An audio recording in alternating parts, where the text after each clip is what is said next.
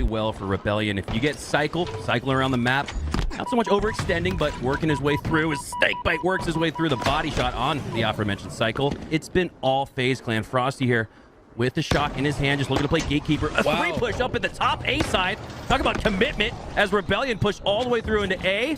But two go down for Rebellion. FaZe answer it right back. Talk about defensive positioning here. Frosty on his own little flank, mini flank, takes down some Preston. That might just do it. Rebellion go 3 down. OpTic needs just a few more. Trippy though down to 1 HP. Gonna have to hit this sneaky jump to get back in the fight. And he misses, gets repulsed. He loses snipe because of it, and this could spell trouble for OpTic. Best chance for OpTic to maintain their control in this hill, but with him taken down, there is an opening for Space Station to go in. Perfect grenade, takes that play to perfect no-scope.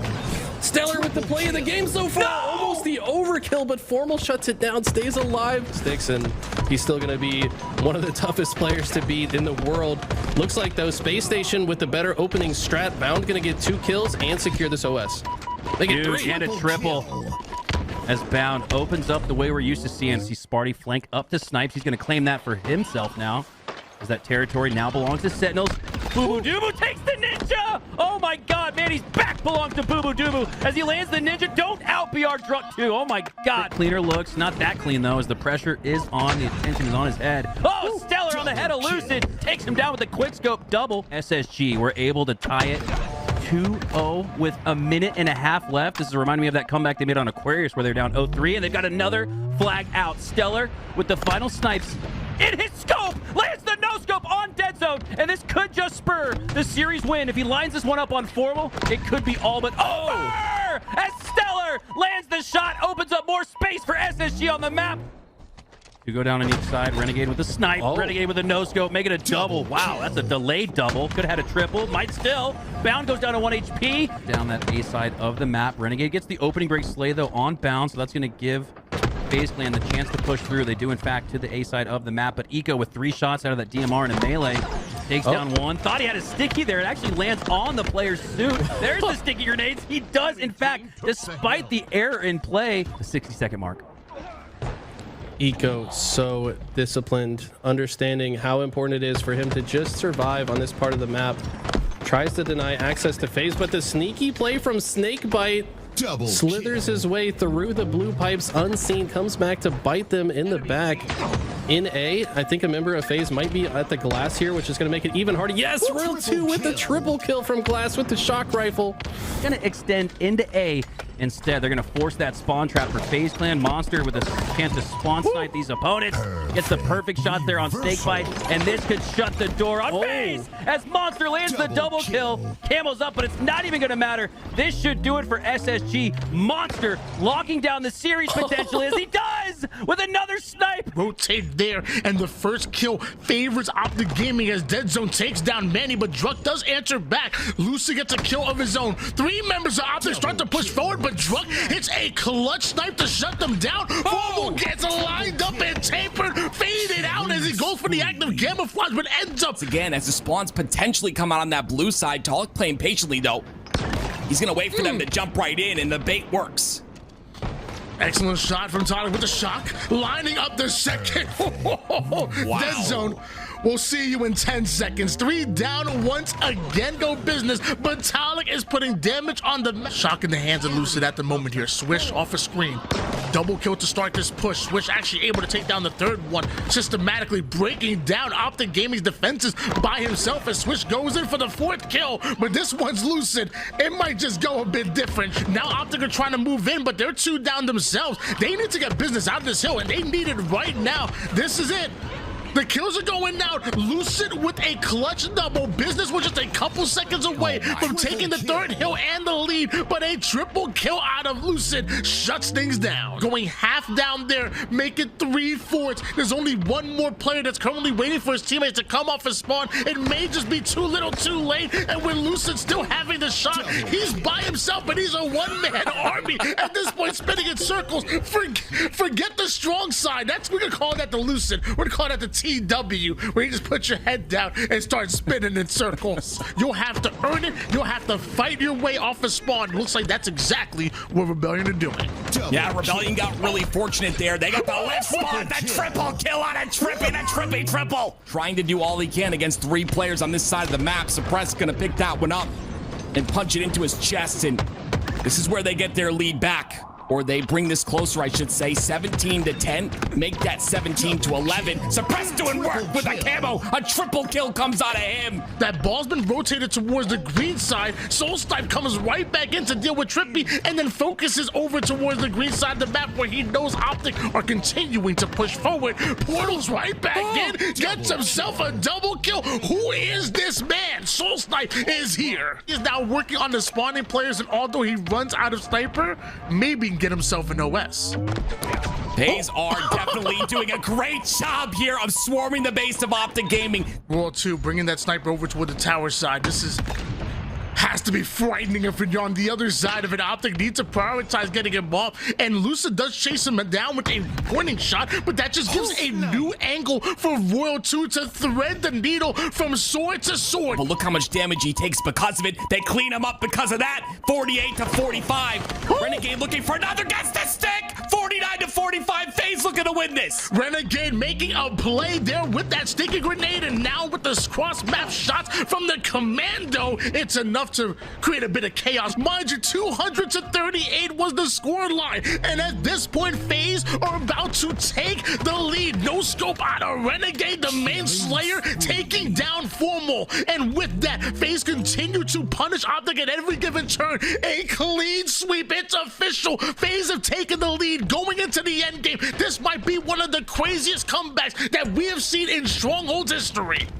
It's so important to understand when you're dealing with strongholds on live fire, they can be massive comebacks, especially when you've got Renegade, who just doesn't miss a shot. Another double kill out of him. They're getting B, but C will be traded. 232 and counting. The triple cap locked in. The spawns are trapped. Oh my word, FaZe is gonna win this. Nothing's going right for OpTic, and they find themselves 3 down as the final seconds come in. FaZe have done the impossible on Stronghold. Renegade taking down Monster as well. 4 down go SSG. Some people fear the monster under the bed, not Renegade. He's the demon, and oh wow. Okay.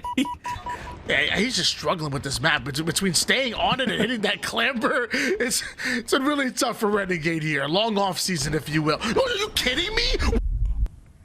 Hello and welcome to the HCS Open Series coverage by LVT. I'm Aliak, and with me we have Tools. How excited are you about today? Excited as I can be. So many great teams, so many great storylines today. A Friday tournament, a little unusual, but we'll get the job done today. Excited to see who goes all the way, gets into our top 8 cut to compete tomorrow.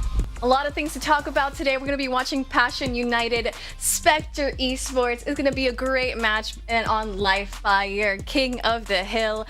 I want to say hello to the casters. They have a lot more to say about this match, and I'm excited to see what their thoughts are about not just this match, but today as well. It's going to be an exciting day, and I'm sure we're all going to be ready for this. Any last notes on these 2 teams? No, I think just keep an eye out, right? Hungry AMs, they like to get scrappy in their games. All right, well, casters, Eli Makowski, let's hear it. All right, Eli, here we go. Kicking off Open Series number 2 with a couple hungry and passionate squads. We started off with this Passion United team last week, and going to kick things off with them here again in week 2. But I got to ask you, Eli, what were some of your biggest takeaways or surprises after that first Open Series? My God, Tools mentioned we had a lot of narratives and storylines after that one, and we surely do. Absolutely. I mean, to be honest, I expected FaZe to win last week. They made it to the grand finals, but could not defeat Space Station Gaming featuring a sub. They don't even have their full roster yet, but now they do have Legend. How are they going to fare without, like, what if they were better with Monster? Does Legend start to worry a little bit? Like, is his contract safe, you know? So we're seeing Monster on a different team, which we're going to get into shortly here after this game, or a little bit later in the show. But for now, we're going to check out some of these amateur players who are really trying to make a name for themselves moving into the next season. Passion United, the same team of 4 we saw last week. Legend replacing the substitute monster. And I gotta agree with you, Eli. There's got to be a little bit of a pressure on SSG to duplicate and replicate the success you had in week 1 and in week 2. Now you're full form. Now you got that team of 4. So going to be really curious to see how those top teams do as we get things started today with a couple semi-pros hungry and on the come up. And with those recent changes to pool play going into season 2, these are 2 teams you might need to keep an eye out for making it out of that open bracket and into pool play. Absolutely. So Passion United, got to shout out my man Pure Delight. He was kind of the brains behind this operation, funded by the community, by the way. So this was set up through some community funded tournaments. Some of the extra prize pool money was going towards a team that could compete. So we're seeing that now with Maddie, Atticus, Palpheus, and Scuds. On the other side, we've got some old heads. So Rengar, known for most recently being a big part of that classic Halo League. He's been playing Halo for a very long time. I know for sure I played Halo 3 with FaZe like 100 years ago, so I know this guy's been playing a very long time. Soldier and Cold Kane, also staples in the scene for a very long time. Everyone in this lobby, very talented, but is it going to be the squad from the olden days or maybe some new young blood going to win this one? Passion United need just a few more seconds, but a few more go down for their squad instead. 3, in fact, as Spectre Esports stops the scoring. Looking at a 1-0 lead for Passion United, but Spectre Esports, this isn't one of those last-second stops, Eli, where you got to get all the time on the board for Spectre. They're already at 75%, so with one final push from Passion United, if Spectre can thwart it here, but the push comes through from the pillars. Atticus breaks through, takes down all 4, does Passion United, and at the last second, they end up flipping this map on its head as Maddie gets the early rotation to that next hill. What a nice setup here from PU. Always talk about how good is your transition to the next hill. When you get a clean 4 dead as you finish the hill, that's about as much as you could possibly ask for. Maddie's going to go straight to the tower. At this point, it looks like they don't even care about actually getting this camo. They're just going to use it as bait and deal damage. I kind of think they should send at least one player at it, and they do. Scuds is going to actually grab the quantum translocator. He's going to use it to kill 2 enemies going for camo. Portaled back to safety, but then comes right back after the QT expires. He's going to also proc the camo, and this has been all Passion United early going. A little bit of a misplay there for Spectre, and Scuds is looking to turn it into a good play for Passion United as he takes down 1 with the camo, already starting out a fairly valuable life with it. Oh, now he's baiting the snipe. Love the process here. Scuds gets his opponent down to 1 HP, drops down to bottom mid, and now he's got the killing spree. Sniper in his hands, double kill with the no-scope. Pushing up through the seaside of the map, has another potential triple here. He lands it. Overkill on the dummy side of the map. No, it's not going to land as Scuds had us on the edge of our seat, holding on that last breath as Spectre Esports breathes their last breath. They go all 4 down eventually, and Passion United go up 2-0 in game 1. Scuds had to be a millimeter off of hitting that overkill snipe. So close. Regardless, though, he's definitely going to secure enough space on the map for his teammates to get that hill. He also burned the last couple shots of the snipe before going down, so despite having a lead, he's also trying to minimize the resources that he gives to the other team. FaZe, though, this man's been using a sniper probably longer than some members of Passion United have been alive, so we'll see if he can put it to work here. Looks like they do have the rotation, but Passion United still getting some early hill time and early control. And all the youngins in chat just caught their first Eli stray of the stream. Love to see it, and love to see the gameplay we've seen from Scuds. I made the mistake. I think I called him SCVDS last week. I ain't making that mistake anymore. This kid's cracked, super talented, and excited to see what he can do with the opportunity here on Passion United. They take 4 down once again. We've seen some moments and spurts from Spectre Esports, but more often than not, Passion United are shutting it down. It definitely seems like the edge has just been ever so slightly in favor of Passion United. Right now, Fate actually the only player on Spectre Esports with a positive KD. The rest of the squad kind of struggling so far. Atticus going to be the last member alive for Passion United. There's a momentary 1v1. It looks like no help has finally arrived for Atticus. He just milked his life long enough for his squad to show up, and that just goes to show you just preserving your own life is often the best play. You don't really have to get kills as long as you're still alive on the map. The other team has to worry about you. You draw attention to yourself, and Atticus did a phenomenal job of that right here. Quintessential. The best play is to just stay alive. What do you want me to do here, Eli? Do I need a double kill? Do I need to cap? Just stay alive, brother, and you'll do everything we need you to do. I can imagine if you were coaching this squad, that's That's the calmness that you would bring to the channel. As Passion United have brought the heat here in game one. 3-0 off the start. 3 minutes left. 3 down for each side. It's a 1v1 between Palfius and Colcane as the shots ensue. Colcane wins that out. Instead, as Spectre Esports, they're going to get those favorable back mud, maybe even dummy spawning a little closer to the hill, but Maddie and the rest of Passion United spawning here on green. They're right back in it. Love to see the discipline from Maddie. You know, a lot of people might think of him, oh, he's that FFA guy, right? Because he has made top 8 in many of our FFA tournaments through HCS. But you can see he's still got the understanding that in 4v4, he can't just go in guns blazing by himself. He has to wait for his squad. Love to see the patience as he just waited there at the pillars for another teammate to show up. They start shooting the same target at the same time. They're awarded control of the map and a ton of hill time for it. Well, it's another 50% on the board here for Spectre Esports. The 3-0 score might fool you into thinking that this one hasn't been as close as it really has. It's taken some clutch plays from Passion United, some well-timed pushes, a triple kill near overkill we saw earlier as 4 more go down for Spectre Esports, as Passion United will look to finish off the fight right here. It's been a very impressive display from Passion United already. I mean, they are not playing against slouches on the side of Spectre Esports. These guys all know how to play, but they were shutting them down time and time again. Very impressive stuff from Passion United, but can they keep up the momentum going into the rest of the series? And I do recall, because we watched this Passion United squad to start off the stream last week, and they had a little bit of a slip up in their early rounds. I think they still 3-0'd the competition, but it was a 4-2 game, 4-3 game on Live Fire King of the Hill, for example, right? Here it's a clean sweep, 4-0, as we talked about that last week. If they could just work on their timing, their bait and switch, and all the intricacies and little things that the top Halo teams have for them. And it's the Passion United squad that is really climbing up the ranks, and you love to see that, especially from a team that's entirely funded and built and based around the community. PD, Pure Delight, putting in the work to host those tournaments alongside Graceface, where I believe you had a $15, $20 entry fee, and then half of that prize pool went towards funding a roster for HCS Season 3. As you see the 3 taken down here by Scuds. Thought he had the overkill. I really thought, I'm seeing blue on the screen. I'm like, oh, the overkill is going to present itself, and he barely misses that no-scope. Just in between the clavicle and the right ear goes the bullet. 50 cal into the dirt instead, as Passion United, they start off strong. 4-0, game 1. So impressed by these guys.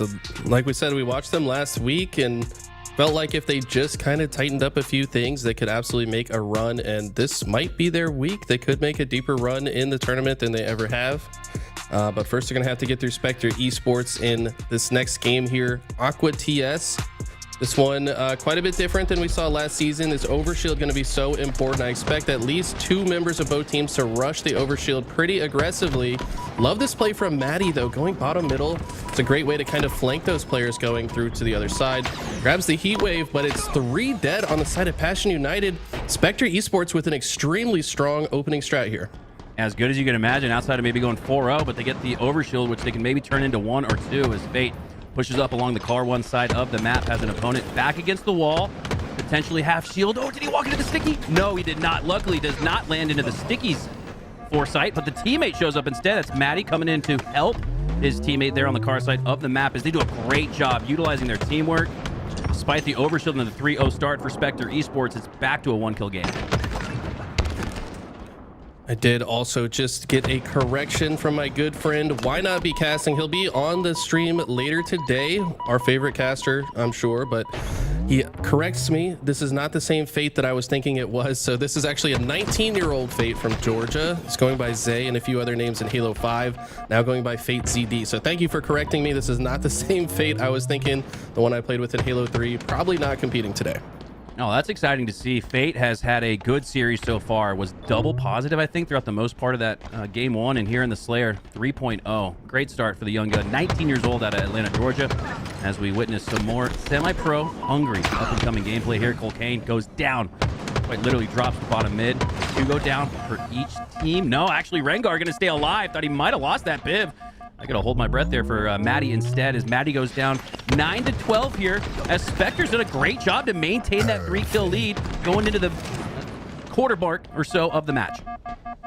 Also, just great positioning there from Rengar, using his grenades while being one shot, predicting the route of his opponent. Throws some nice chase grenades down. Ends up not being enough, but deal significant damage to that player. Fate gonna go in for the overshield. He gets taken out, but another member goes in, and it's an all-out brawl. Can Colcane finally put it in the suit? He does, and now all of a sudden, Spectre Esports have the lead, and they have the awareness to know all of these members of Passion United are trapped in the blue base. They're going to collapse from both sides using the overshield, but even still, the defensive effort from Passion United already so strong. The overshield player gets melted almost immediately, and what looked like a great situation for Passion United has flipped on its head. I was really expecting them to come through with full force. They had the overshield, did Spectre Esports, and you saw Colcane kind of got a little, it wasn't an overextension by any means. That was the time and place to push and hold forward on the left joystick, but he didn't quite have the help because of it. That sequence trades out despite the advantage for Spectre Esports. A good thing for them, though, is wow, they find 3 more kills in a hurry as Fate lands the double kill. That takes all 4 down for Passion United. It's now a 7-kill game as Colcane takes Atticus down off spawn, and now Passion United in a little bit of a blender here all of a sudden. Such a strong bounce back. You have to imagine after that game 1, they must have had a little pep talk in the comms, and it's paid off. The energy absolutely shifting in their Discord call right now as they take a commanding lead going into the mid game here. This is absolutely a game type that can now flip on its head, though. Once one of these overshield comes up, if Passion United can pick one of them up, they could start flipping the kills into their favor. But so far, Spectre's been on top of them. And credit to Spectre in the last 2 sequences. They've gone 3 down, but they've made sure that Passion United goes 3 or 4 down. So you find these trades, you have a 6-kill lead heading into the 30s, and Spectre are playing this perfectly. And look at this, Passion United back against the wall spawn for the 3rd time in a row. Spectre Esports making them looking to make him pay for it, but this is a really good push off the back foot. Passion United find a collective team double kill, and they're right back in this one, down 4. Also saw some great discipline from Rengar. You saw he was ready for the collapse, but sees 2 kills go in the favor of the other team in the kill feed. Knows he doesn't have quite as much help, so just immediately repositions, tries to link up with his surviving teammate, and for that they're able to play off this next play a little bit easier and safer here. Passion United are surging, though. 29-32. It's back to that 3-kill lead that Spectre Esports started off with when the game first launched. 29-33 now as 2 go down for Passion United. Spectre Esports with another chance to take map space and control freely as Passion United have another back wall, back foot spawn. You got, I think it's Matty out here in the fridge by himself as he escapes into the back of blue, but into the waiting hands of more from the team, from the blue team, as 3 go down for Passion United. 29-37. It was just a 1-2 kill game, and Spectre Esports, when they were pressed, when they were presented with a challenge from Passion United, they handled it favorably and maintained that big lead, still up 7. Wow, so I was about to comment on the fact that Spectre have just been kind of rolling as a unit through the perimeter of the map, just traveling clockwise around the outskirts. And I think Passion United picked up on that, so they said, you know what, let's just fight them straight up. Let's just square up with them. So they also send all of their units into the car side and end up fighting a fair fight, but it still trades out slightly in Passion United's favor, but the lead is already so great on the side of Spectre Esports that they're still ahead by 8 even after Passion United kind of won that engagement. I totally agree, and I think you can't square up. You can't trade strategies when you need to do more than just trade slays. I don't think that's the right play down 7, so this presents another opportunity. We saw last week this young, growing, up-and-coming team from Passion United. This will be another one for the VOD review as to how they can play Aqua TS a little bit better, as Spectre Esports have looked much better in this game too. Still up by a count of 6 as Atticus goes down bottom mid. 2 down for Passion United, just 1 for Spectre as they continue to find numbers advantage, continue to find overshields, and that's been a massive win condition for them as they look to put the finishing touches here on game 2. Rengar almost securing the game assuredly with this overshield, but game's not over yet. A couple of kills go in their favor. They've really just got to trade out the next 2 kills to solidify the W here. Soldier's going to have some strong damage on one opponent, but it doesn't look like he has much help here. Doesn't need the help, though. Huge. Wins the piv against Palpheus, who was on fire game 1. It's exactly the guy you want to shut down going into this swing game here. Yeah, you would have had a 44, 45, 48 game had that slay gone the other way. So big ups to Spectre Esports for icing up in the end. And we got ourselves a series now, Eli. 1-1. Very impressive bounce back from Spectre Esports. We're going into what I call the most stressful game type that we play, Streets Oddball. It is so fast-paced. I kind of got to give the edge to the team that just plays a little bit faster, also understands the lane-based strategy. Are they going to occupy the B street, the middle of the map, and the P street? Which of these teams is going to be able to play offense and defense through the lanes effectively? And it's usually the team that can hit out the sides a little bit faster. Well, we appreciate everyone for tuning in with us. A little bit of a different schedule this week. We got the Super Bowl on Sunday. I don't know, Eli. I'm not a normie, so I could care less if the Super Bowl was on the same day as the Halo tournament. But right. I think it was the right decision. You see a lot of different tournament organizers and leagues choosing to avoid the Super Bowl. It makes sense. Most of the whole world will be watching that on Sunday, but we got ourselves set up for an incredible weekend nonetheless. Again, appreciate you guys tuning in with us.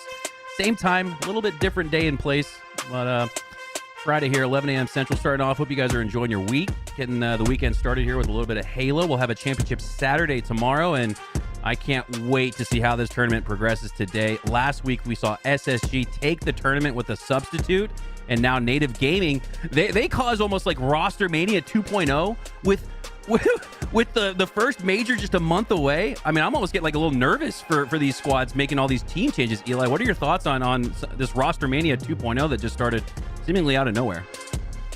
I mean, I kind of expected another round just because there was so little Halo being played in the offseason. Like, yeah, we had our tournaments, but there was a lot of teams that weren't in the mix. So, you know, you're not able to get these reps in to test if your squad actually gels or not. I mean, you and I both know we've been playing Halo a long time. Sometimes the chemistry is there with a squad, and sometimes it's just not. And you could put a whole roster of talented players together. That doesn't mean they're going to be a good team. They have to gel both inside the game and outside the game. And from what we've heard from different sources, maybe there were some outside of the game issues that caused some of these team changes. But regardless, I think all these players will eventually find a home. But the sad fact of the matter is some players won't. You know, with this tournament coming up so quickly upon us, there's a good chance that one of these players that's affected by the whirlwind of team changes might not end up on a roster. That's what I'm thinking, right? Who's going to be the odd man out? Because it just seemingly seems to be going that way, where a Manny or a Monster or a Neptune or even a Last Shot, he seems to have found his opportunity. My God, go check out Buff Stats on Twitter, guys. Great detailed stat reports for the HCS. Doesn't have very many followers. It's a little bit of a dark horse Twitter account to follow if you're a Halo fan, but I absolutely recommend you go check out @BuffStats on Twitter. Oh, look at that. LBT's doing just that. And here you go, a look at the top 10 in kills per minute. My biggest takeaway here was how many players from both Complexity and OpTic were on this list, despite the fact they didn't place where they would have probably expected. What are your take? What's your take, Eli? I mean, the sore thumb on this list has to be Ivanized, right? Like, he's the only name that we don't see consistently placing high. Also, Breaking Shot, who we've talked about many times before as a standout performer, that he's just kind of waiting for his shot. By the way, I think he is now on that TSS roster playing today, so that's going to be very exciting, taking the place of Last Shot. Yeah. But, I mean, based on what you and I see in Halo, I think a lot of this makes sense. Huss is a little surprising to me because I think of Huss as more of a support player. He likes to set his teammates up to go huge in the KD department more so than go huge himself. But I mean, Royal 2 is always going to find his way on a leaderboard, right? So he's the fact of the matter is that the fact that Royal 2 is actually the only player from FaZe on this list is kind of surprising, right? Like, they finished second place. And that there's nobody from SSG outside of Stellar, right? And he's at the top at number 2, so I see that. But I would think Bound might creep into the mix, right? I think Bound, you could absolutely make the argument that he'd swap for Lucid or Trippy on account of the fact that Lucid and Trippy didn't, again, place as high as you would have thought. I would have thought with SSG taking that tournament, surprisingly, with a fourth substitute in Monster, that it would have maybe had 2 players here on this list. But Stellar, the MVP of Season 3, stands alone for SSG. As they stand alone at the top of the HCS right now. It's FaZe with the target on their back. They're the defending world champ, but it's SSG instead winning the first HCS tournament of the year. This year's already shaping up to be an insane one. I think there's just an incredible amount of talent. All the top teams seem like they're so close. It's just going to come down to like who's playing better on that day. Last week it happened to be SSG, but as far as I'm concerned, it could be a number of different teams every single week, right? Like, who's just catching fire? A lot of these games are being won by the tiniest margins. You have to think, like, just one play goes slightly differently and it's a totally different team we're talking about in the end game of the tournament. So don't be surprised if we see you know, some teams that aren't normally in the mix making it all the way to the grand finals. Yeah, and I want to take the time to kind of focus the narrative, which we'll carry out throughout the day, around the last shot. Seemingly the first one to get an opportunity going into Season 3 with some of these pro teams after winning the World Championship free-for-all in Seattle last year. Last shot is a guy that's been getting a lot of opportunities, and it makes sense. Take a look at the total damage difference, which it's like plus minus instead of kill-death ratio. It's for plus minus damage. Last shot was plus 25,000 in first place, Eli. Second place, Yaxon at plus 12,000. So the damage differential for last shot is 2 times the efficiency of every single not just pro player, but everybody in that Open Series tournament last week. You also had Monster at the 4th spot, plus 10,000 in damage differential. Breaking Shot at number 5, plus 10,000 as well. And I don't know, it's really interesting. I don't think stats lie in a sense in Halo, right? Because you can't always just look at kill-death ratio at the end of the game to determine, you know, how the game went. I think you got to pair the eye test with it, which is I think what you and I believe. But these stats, more of a, you know, they take a little bit larger sample size. These are stats from the duration of an entire weekend. I think you can lean into these a little more, which is, again, why I suggest you go check out Buff Stats on Twitter. Data scientist, founder of Buff Stats, only Halo stats, and he's only got 300 followers. So, yeah, if you guys want to stay up to date with the action throughout the HCS Season 3 and all the nerdy stats that go along with it, this is a great user to follow and support. Very interesting stuff. I don't know. I'm just sitting here thinking about how could he possibly have such a wide margin against second place? But I'm also thinking to myself, like, is damage taken really that bad of a stat? Like, if you take a lot of damage, that means you're in the mix. That means you're in the fights. That means you're soaking up not just damage, but also attention to yourself, which means your teammates are maybe having an easier time as well. So, but with such high damage output, that means he's also deleting players off the map on a regular frequency. So it's just a very interesting kind of thought experiment for me to think through. Like, I think you should take a lot of damage because that means you're going to be in the fight and helping your teammates. But maybe Last Shot's playstyle could prove me wrong. Maybe there's something even more efficient about whatever he's doing. I mean, think about it, Eli. The playstyle of a free-for-all player is to play the periphery of the map, to almost force third parties where you're the last one standing of the 3. And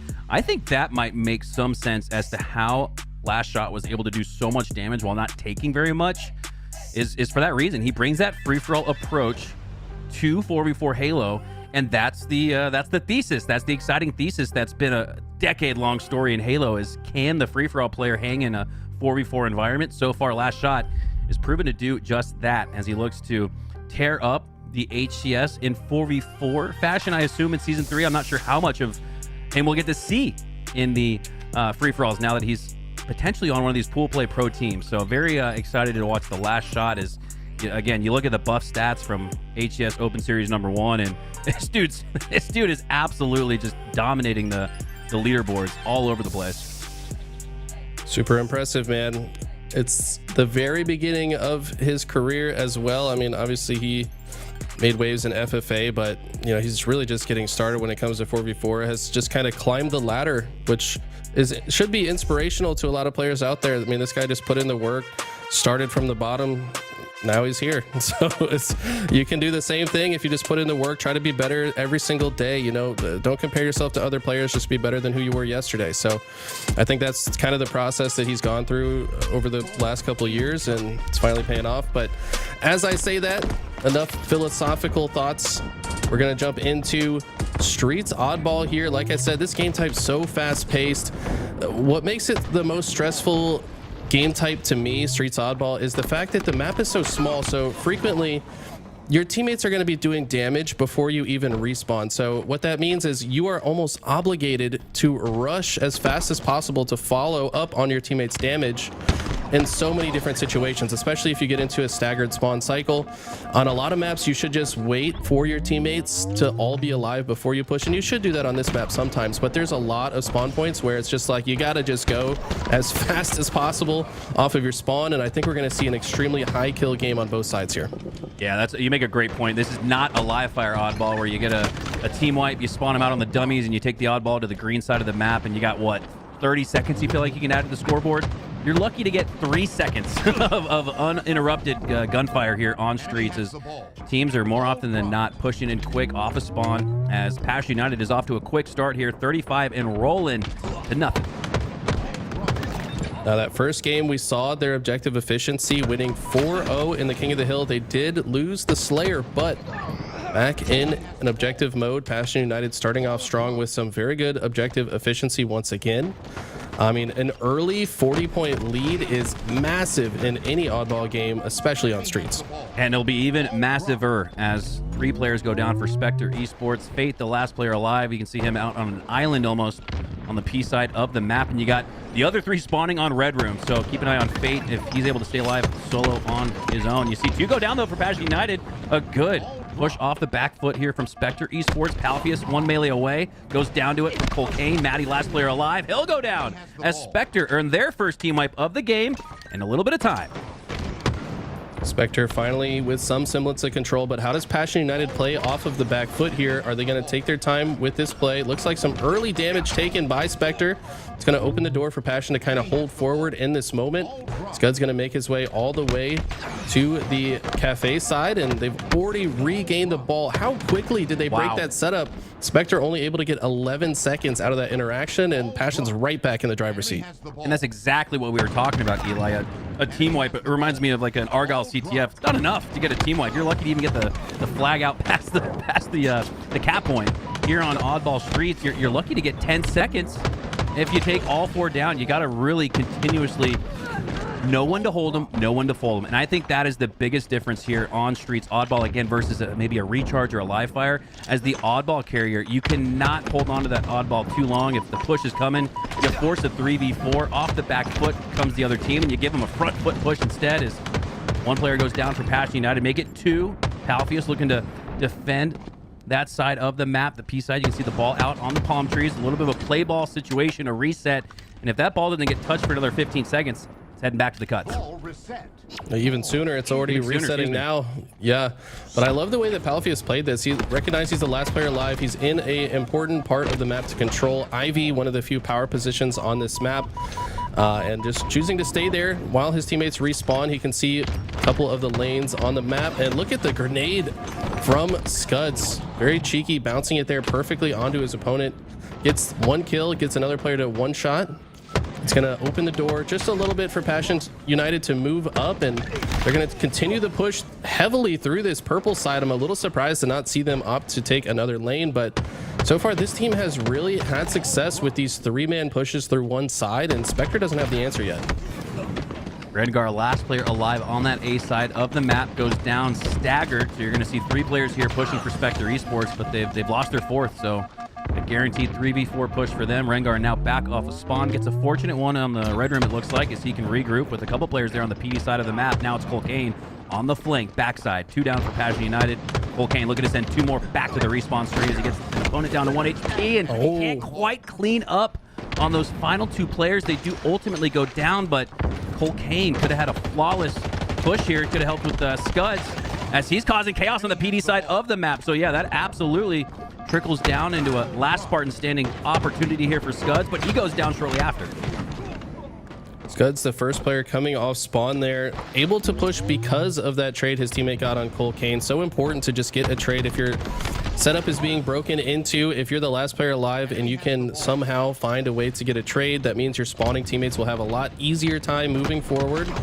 So what we saw there, and Rengar with nice perfect shots. This guy has very impressive gun skill, one of the straightest shooters that I've seen in the AM division. And honestly, Spectre Esports putting up a very nice comeback here. They're now only down about 16 points here. Yeah, this has just been the tried and true inch your way forward, as Spectre Esports haven't been able to get a strong 30-second bucket of time, but they've been able to get 50 in about 10-second spurts 5 different times. Passion United probably had, I'd say, 2 good holds at about 20 to 30 seconds, so quite the different strategy and execution from these 2 teams, but they're deadlocked here at 1-all in the series. This oddball going to be almost like a diet game 5, as this will give one team a massive advantage in the series. Both 2 teams vying for it as we speak. Rengar, one of the last players alive. He goes down, though, as Passion United, a minute 11 on the clock. They could get another 10 seconds here and maybe play defensively. Soldier, almost like a desperation play there, pushes in without any awareness or lack of care towards who might be nearby, as he had a lurking member there for Passion United. 75 and rolling now to 47 as PU have gotten that comfortable lead right back. Speaking of Passion, I saw Pure Delight himself in chat saying, wow, this is going to be a long bathroom break at the job. This man is at the 9 to 5, keeping an eye on his squad. You got to respect it. Don't get fired, though, just because you need to watch these guys. The broadcast will be available for anyone that wants to watch it. So love to see that. But yeah, Passion United looking very strong in this first round with just 50 seconds on the clock. Every time the ball is on the ground plays to their favor. They're still going to try to finish those last 8 seconds if they can, but right now it's Spectre that's going to have to force the break. Oh, look at this, and Soldier's rotating it to that fulcrum part of the map. You can take it back to C, or you can continue pushing on to PD. What are they going to do? They're going to push it back to C. You got Palfius pushing into C, and that's going to spell trouble for Spectre Esports. Not necessarily the wrong decision with that rotation. I just think Passion United countered it really well, as Palfius should put in the final 5 seconds of round 1. Looks like it will indeed go to Passion United. I think this game really stemmed, or this round really stemmed from that early 40-point lead that we saw.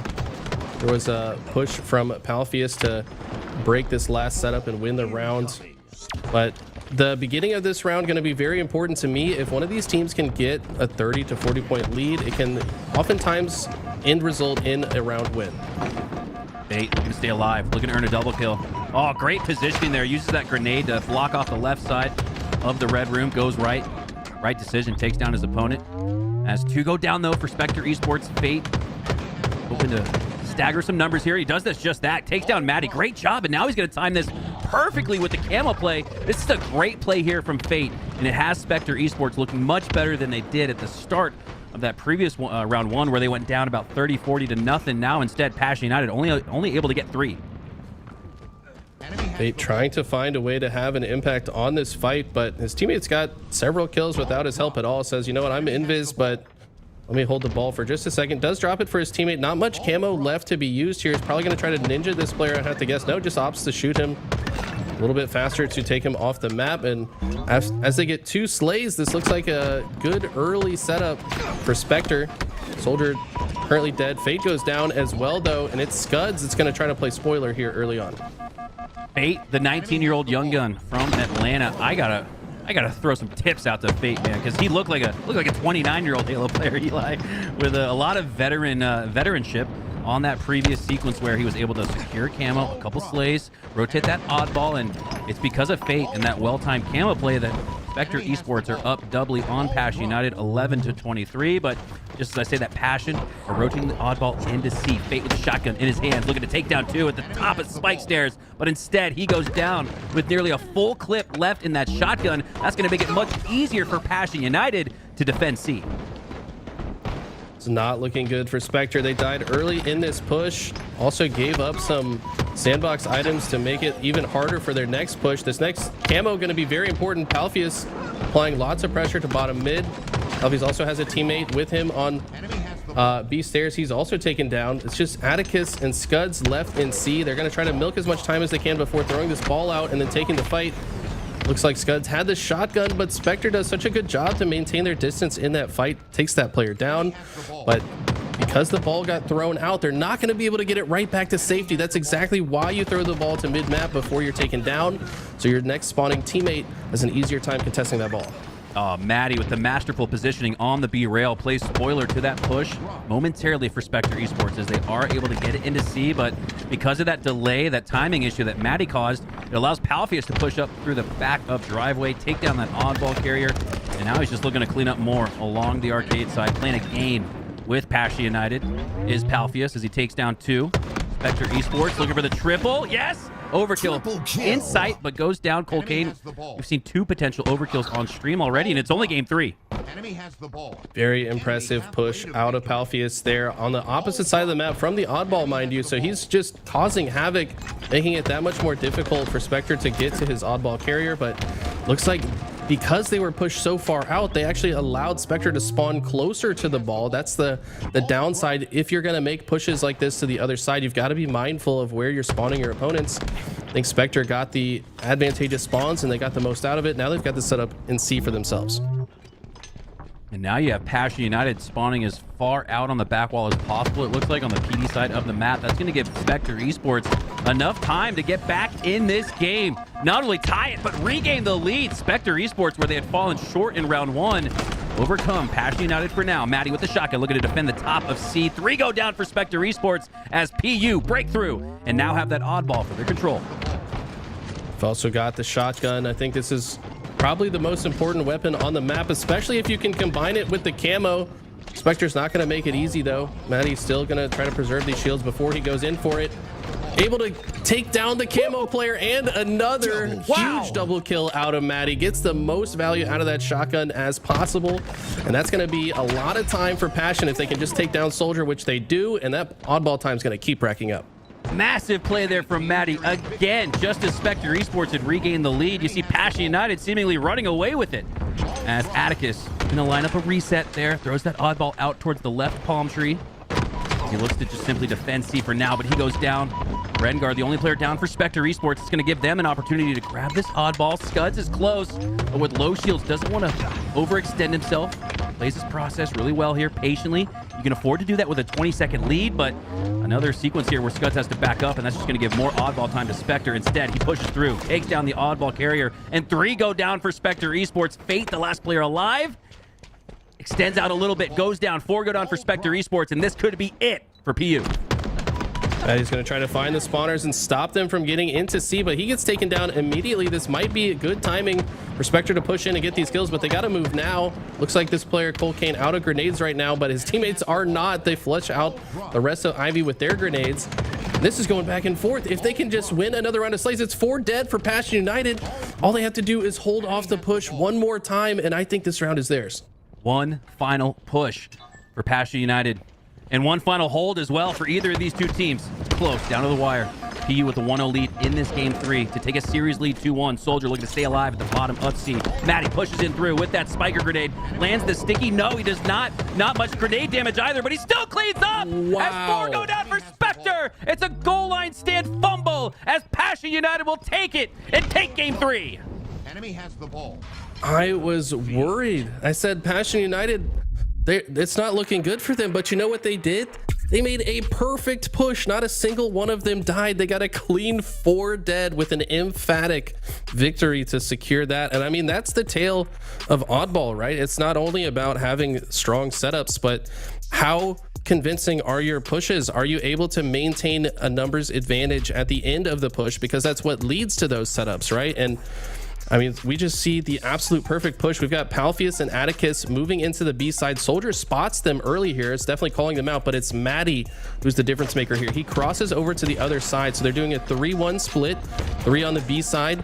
Maddie's going to hit in through the stairs, using the shroud screen to get in, throws these grenades. At the same time, these players are kind of in panic mode, calling out, hey, there's a guy here in Ivy. The rest of the team floods in through the back of C, flawlessly going into C from multiple angles simultaneously, and that is what makes it such a good push. SWAT team levels, and I'm not talking about SWAT in the Halo playlist, SWAT team levels of execution there as all 4 stay alive for the red squad, 4 go down for blue. And this has been the tale of the series, Eli. You saw 4-0 in the game 1 King of the Hill, 2-0 in the oddball. If you just glance at the series layout, you'd think this is just all-out domination for Passion United, but no. Those objective games were both so close. Most of the hills went to 50%, if not 75%, but they weren't able to secure it as Passion United take it 4-0. And a little bit of the same in that Streets oddball.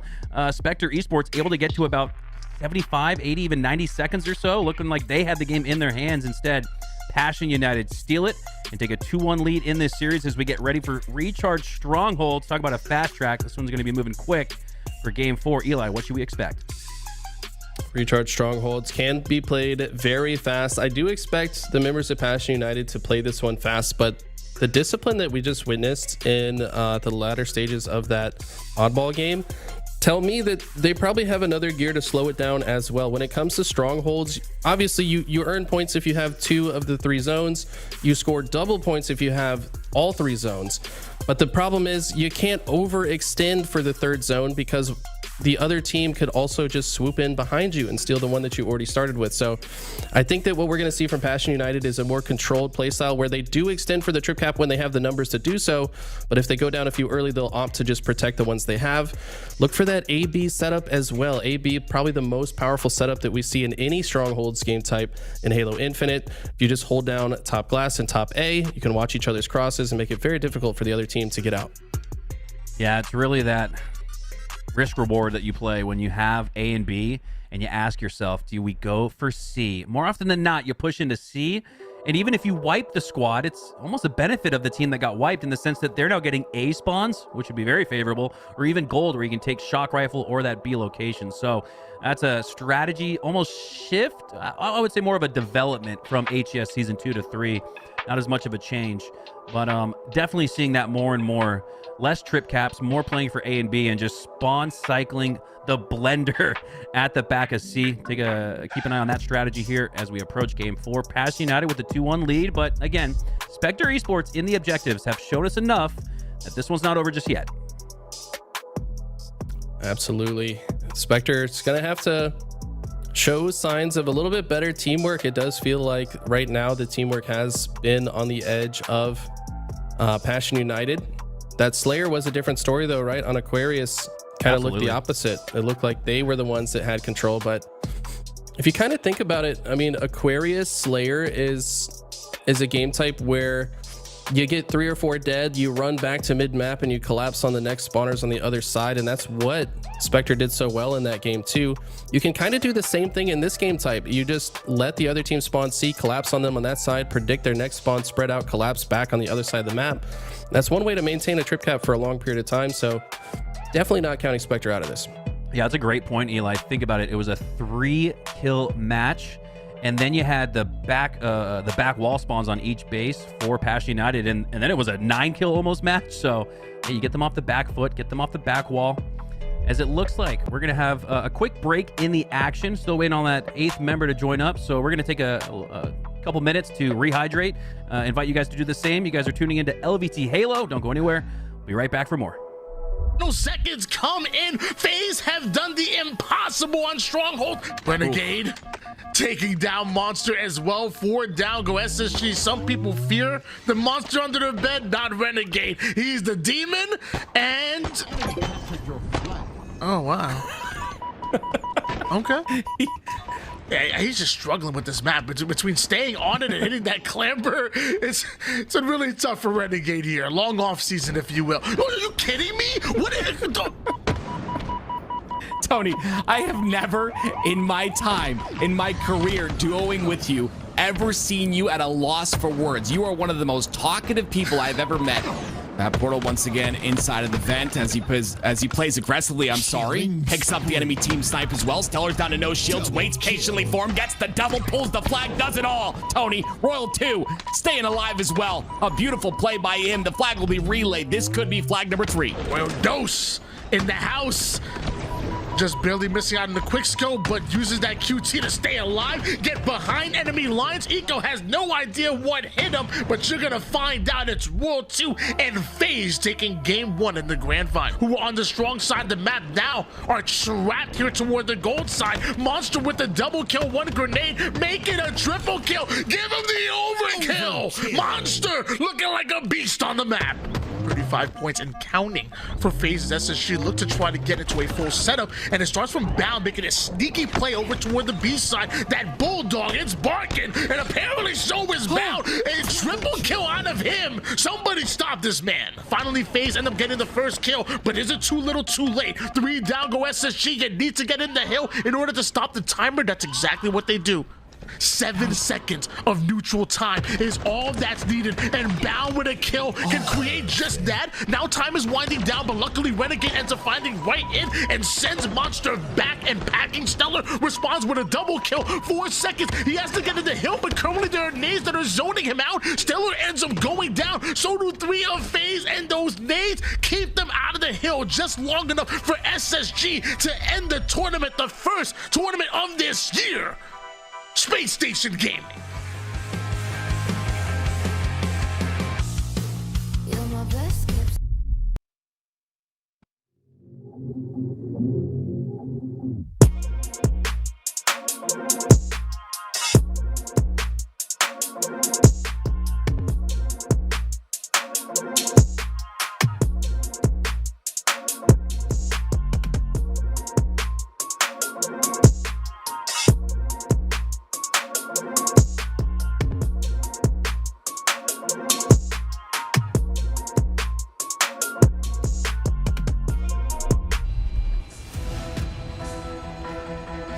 All right, Eli, here we go. Jumping back on board with our first series of the weekend. Passion United up 2-1 over Spectre Esports, heading into another OBJ for Game 4. The OBJs have both gone to Passion United, but they both have felt much closer than the final score showed. What are your expectations as we head into this one, and what does Spectre Esports need to do to tie this series up and send us to a Game 5?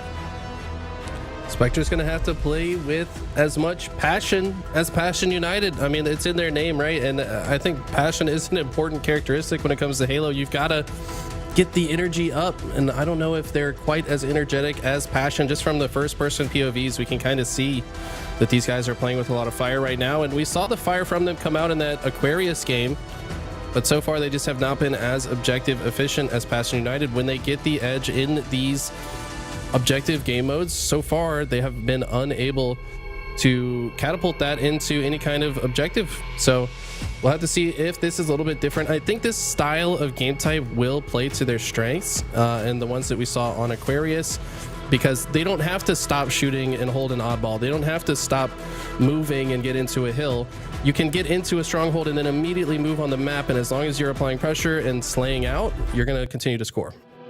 Keep an eye on Maddie, the free-for-all prodigy, with 40 seconds of oddball time last game, a pretty good, decent amount, but he went 30 and 20, the only player with 30 kills in that lobby in that previous match. So I think the Spectre Esports squad can do it, but if anyone's going to shut it down, it's absolutely Maddie, as he has had an incredible series, an incredible career so far throughout Halo Infinite. And this is kind of along the lines of that last shot conversation we started the stream with, Eli, but it's exciting to see more and more of these free-for-all players on Team of 4 teams. We might not get a chance to see them in free-for-alls this year because they're having success in 4v4s. You hate to see that, but you also love to see that, right? Absolutely. I mean, you know me, I started my career in Halo as an FFA kid. I didn't have a brain. I just knew how to shoot my gun, and eventually they were like, hey, this kid's pretty good. Let's try to teach him how to play 4s. And it's cool to see kind of the same, like that was more common back in our era, back in the Halo 2, Halo 3 days. We didn't really see a lot of that in Halo Infinite until now, but all of a sudden, I think these pros are wising up and saying, like, look, if they can win these FFAs, they're probably going to win a lot of PIVs, and we just need to mold them into our system. Every team kind of has their own system for how they want to play the game, and I think it's really cool to see some of these FFA players start to shine now. All right, here we go. Game 4, Strongholds loading up. Passion United up 2-1 in the series over Spectre. Spectre has put up a good fight. Haven't been able to win an OBJ just yet. They need this one, though, to extend the series. Hopping on board here with Colkane, looking to win that opening break battle for the camo as he pushes into the bridge side of the map. But there we go. Maddie with the opening break. Slay takes him down. Oh, he's looking for the camo, but it seems like Spectre has snuck away with it. Beginning of this game type, always so important. Look at Maddie with the deadly catch. That was about the frame perfect shot after grabbing the gun. I don't think you can shoot it any faster than he just did. And now he's got the setup. They're already in the A-B setup, but as I say that, a member of Spectre does break through to try to cap A, but he also gets assassinated.